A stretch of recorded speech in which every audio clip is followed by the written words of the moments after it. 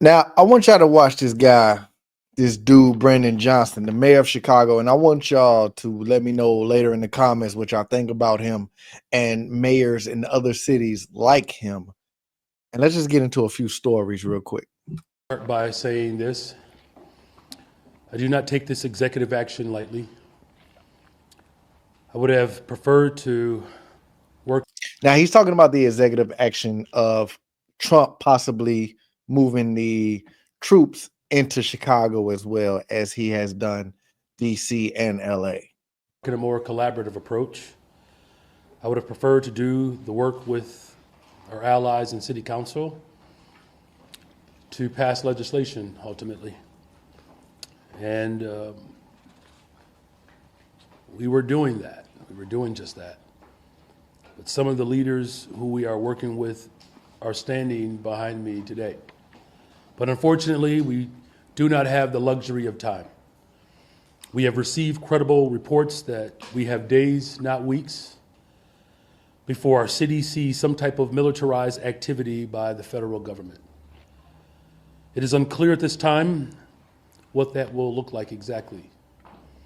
We may see militarized immigration enforcement. We may also see National Guard troops.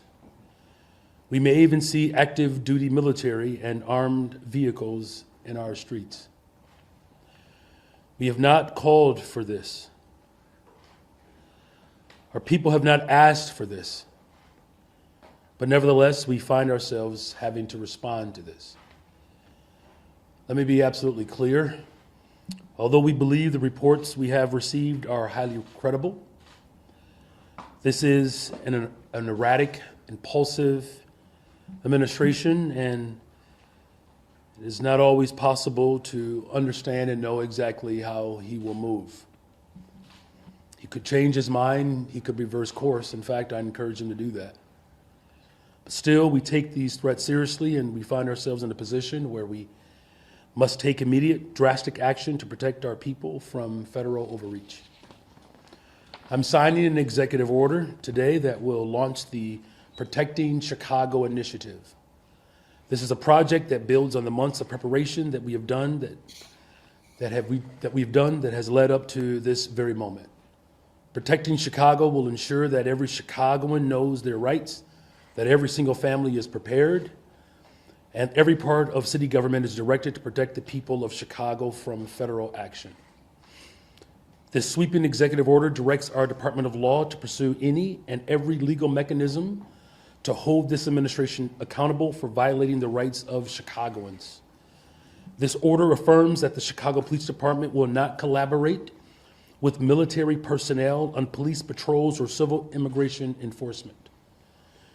We will not have our police officers, who are working hard every single day to drive down crime, deputized to do traffic stops and checkpoints for the president.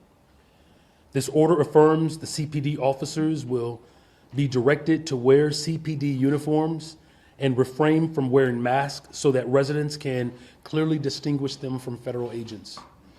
And finally, as I said, it establishes the Protecting Chicago Initiative, the most sweeping campaign of any city in the country to protect ourselves from the threats and actions of this out-of-control administration. We will protect our Constitution, we will protect our city, and we will protect our people. We do not want to see tanks in our streets. We do not want to see families ripped apart. We do not want grandmothers thrown into the back of unmarked vans. We don't want to see homeless Chicagoans harassed or disappeared by federal agents. We don't want to see Chicagoans arrested for sitting on their porch. That's not who we are as a city, and that's not who we are as a nation. Well, first of all, name someone who was arrested for sitting on their porch. Name someone arrested who doesn't have a warrant, who doesn't have any doings with the police or immigration at all, that is arrested for sitting on their porch. Come on now, y'all can't be stupid and falling for this idiot of a mayor, man. This dude literally sat here and was talking about we don't want to see tanks on our streets. I need you to understand the difference between military vehicles, okay? And just because you see military on your streets does not mean they're here to harm you, okay? After being over 10 years in the military, it does not mean they're here to harm you because they're in uniform, okay? Maybe it's because you constantly, just like DC, are constantly in the top 10 of high-rated crime cities. Maybe that's why. Every year you're in the top 10. If your city every year is in the top 10 of highest rated crime cities, then maybe that's the reason they may be there due to Trump. So you can't sit here and talk about protecting Chicagoans and all that, and then every year there's over 500 Chicagoans dying. Literally. 2022, what, there's like about 600 and some change, 20 something. And then 2023, there's what, when you take over Mayor Johnson, there's about 570 something homicides that year. The year you took over 500 homicides. So maybe it's the fact that you can't even, aren't your police department down a few thousand police officers? Aren't you in the negative in recommended police officers in your city? My team and I have spoken with the governor, the county president, and with our federal delegation, and we are in complete alignment. The time for action is now. So the time of action is now, when Trump is deciding to deploy troops to your city because of the high crime rate. But the time for action wasn't in 2023 when you took over during the Biden administration, when you, instead of focusing on crime and getting crime down and making your city a better place, you focused on helping illegals, finding them somewhere to go, even though you had to shut down schools that kids couldn't go back to for illegal camps and illegal immigrant housing, because they weren't no longer illegal, immigrant housing, and to suffice their livelihoods in your city as a sanctuary city, instead of focusing on the crime and making your city better for people who are born in America and live in Chicago. So now the time for action is now, when Trump is in office trying to deploy troops, instead of at the time you took over, where maybe that should have been the time for action. With that, I will sign this executive order and then return for follow-up questions. Chicago leaders look for ways to shrink a massive budget deficit for next year. Mayor Brandon Johnson took part in a Southside town hall tonight. Our Casey Cronus is live in Chatham with details. Casey. Scott, the city is grappling with a $1.1 billion budget shortfall, and Mayor Johnson says one of the ways he plans to close that gap is to target the ultra-rich. Tonight's town hall was hosted by Chicago Working Families United, which is chaired by Chicago Teachers Union President Stacey Davis Gates. Dozens of Southside residents gathered at St. James Community Church, where Johnson joined 6th Ward Alderman William Hall to discuss what the mayor has long called the people's budget. With hearings slated to get underway shortly, Johnson says the city's budget needs to prioritize working families over the wealthy. Among other ideas, he is toying with a corporate head tax, which would charge businesses of a certain size for each Chicago employee, raising about $25 million annually if approved. Budgets historically have been balanced on the backs of Black, brown, and working people in Chicago.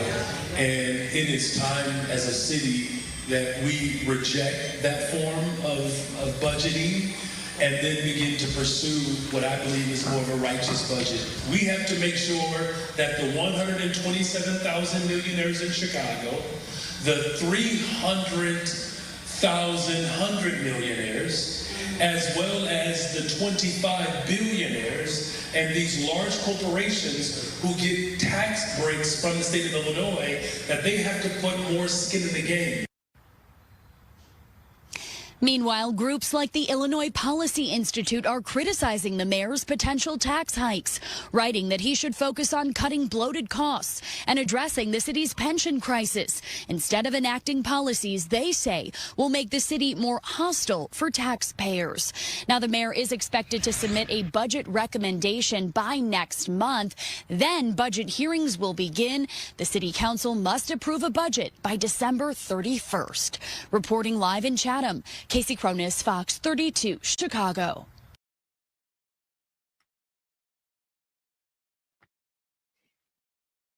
Hold on. Now, the reason I'm putting this part in is because I wanted to be known that this guy is working with a like billion-dollar deficit, okay? And he doesn't know what he's doing. I don't know what's wrong with dumb Democrat mayors that believe that, or anybody Democrat that believe you're going to tax the rich. You're never going to tax the rich the way you want to. I don't know why people just don't get it through their thick ass skulls. You're never going to tax the rich the way you want to. You're never going to have it to where you have someone making millions of dollars and you get at least half of that million back into taxes, or half of their whole income back into taxes. Democrats are moving today towards more of a socialist agenda, which is never going to happen. It's never going to happen. Okay. And if you're not careful, Johnson, you're going to be just like Bob Ferguson is out here in Washington State. Yeah, Mary, this was Governor Bob Ferguson's first cycle in a budget season as the governor of Washington State, and he fully acknowledged in a lengthy press conference what he had said earlier in the year, that the state could not tax its way out of this budget mess. But he and lawmakers will do exactly that with $9 billion in new taxes, which will impact the daily way of life and the price at the pump for a lot of people here in Washington State. Ferguson signed the bills that cover 2 years of operating and transportation expenses, highlighted how he's preserving money for housing, schools, public safety, and food programs. But it will come with massive increases to the gas tax at 6 cents a gallon, the first hike of its sort in a decade, and a lot of business and occupation or B&O taxes and new fees. He also vetoed a list of items from 5 different bills impacting everything from new work on juvenile detention to environmental programs or funding for studies or work groups, grant programs for refugees and minority groups. The criticism has already started, and the governor was asked if he felt like he was going back on his word from earlier this session. I think my word was that we need to have a balanced approach to balance this budget. I made it clear we weren't going to tax our way out of it. Rejected multiple proposals from my Democratic colleagues in the legislature on, I think first it was $21 billion and then $12 billion. So I think we got to a number on the revenue side that is balanced with billions and billions of dollars of cuts. Bottom line, the governor had to take action today. This was deadline day in terms of presenting a balanced budget via state law. He did also acknowledge that there could be some unintended consequences from all of this, notably from the business community that has made waves by suggesting jobs could move out of the state as a result of all of these new taxes. Ferguson did say that could be addressed in a supplemental budget that will be drawn up later this year, but as of right now, he feels no need to call for a special session. Those new taxes go into effect on July 1st. For now, live in Olympia, I'm Chris Daniels, KOMO News.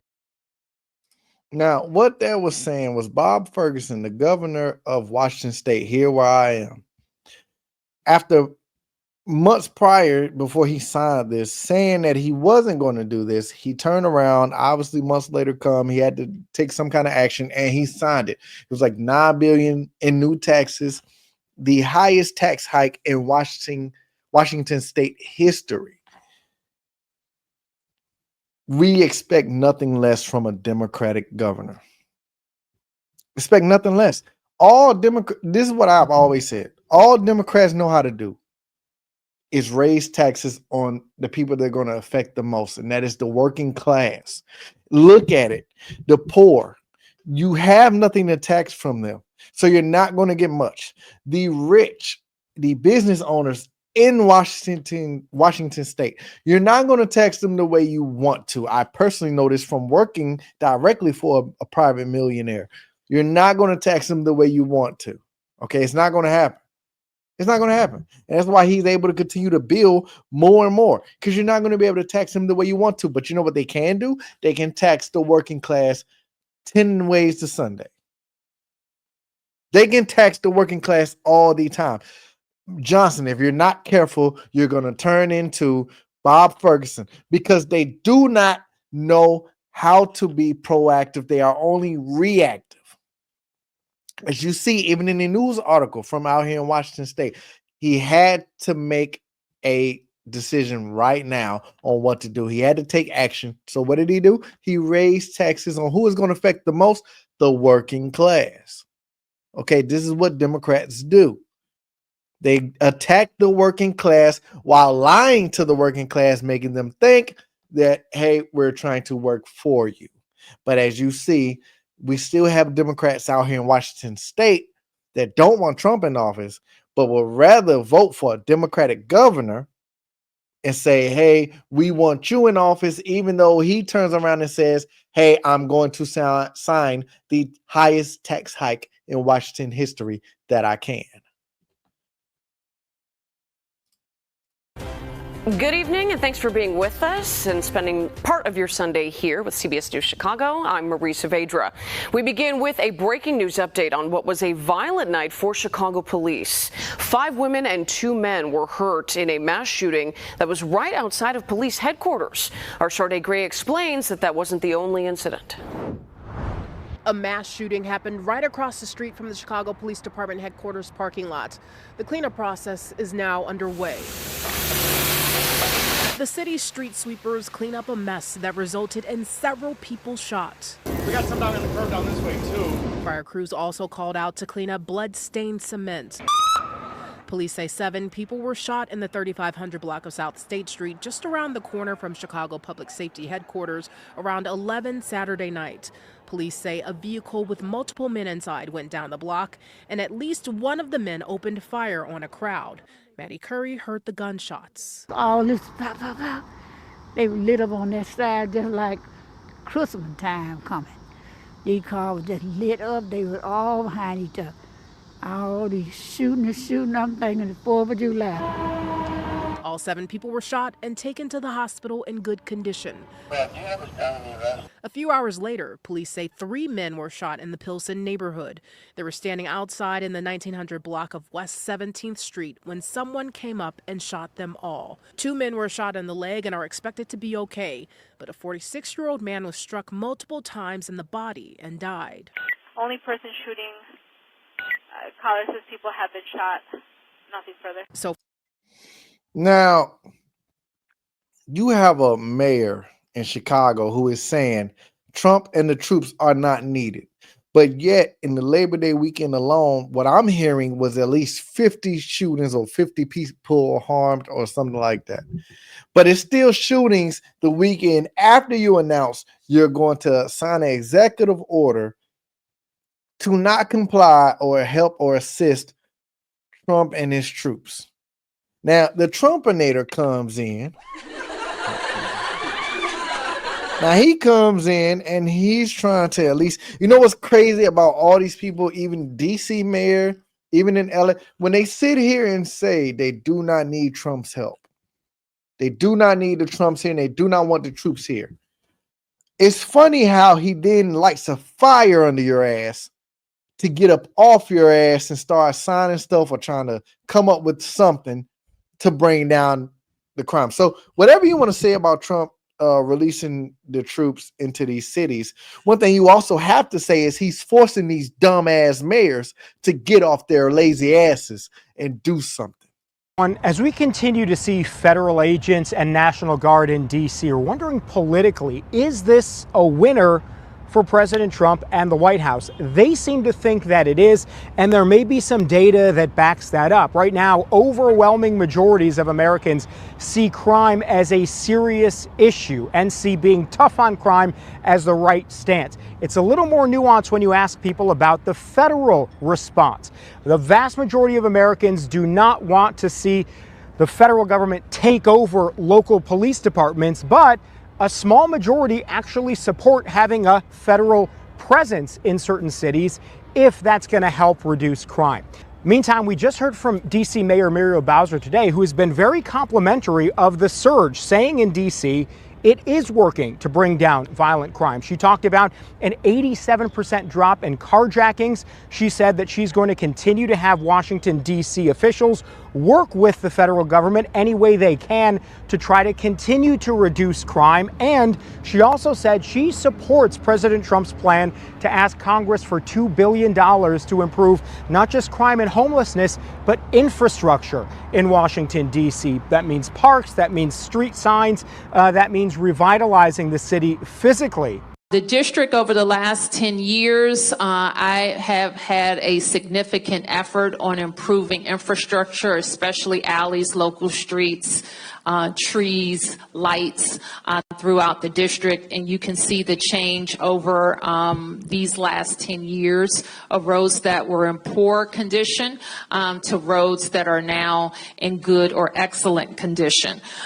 We will, though I don't know much of the details, we will be supportive of the president's $2 billion request to improve infrastructure, especially federal infrastructure in the district. President Trump has gone further in calling for a comprehensive crime bill. Exactly, because she's sitting here talking about roads and trees and shit, knowing damn well he was there because of the crime. We're talking about these black governor cities, okay? We're talking about LA, we're talking about DC, and we're talking about Chicago, okay? We're talking about Karen Bass in LA, we're talking about Browser in DC, and we're talking about Johnson in Chicago, okay? All these black governed cities how stay every year on the top 10 of highest crime rated cities. And as you see, you at least have one mayor who is saying how it's working, and also how she's willing to call it just that, what it is. Okay, obviously it's helping.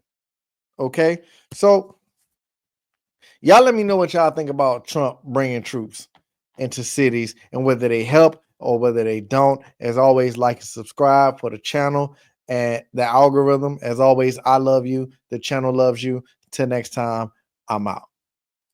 I feel like I'm good on my own. Don't need nobody beside me.